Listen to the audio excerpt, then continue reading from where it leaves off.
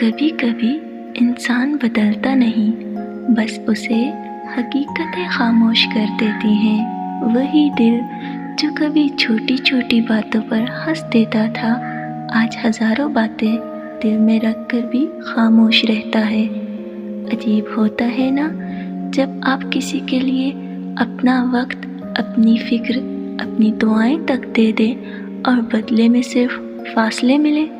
پھر ایک وقت آتا ہے جب انسان رونا چھوڑ دیتا ہے، کیونکہ آنسوؤں سے زیادہ خاموشی تکلیف دینے لگتی ہے، اور سب سے خطرناک خاموشی وہ ہوتی ہے جو دل کے اندر پیدا ہو جائے، جہاں نہ شکایت باقی رہتی ہے، نہ کسی کو کھونے کا ڈر۔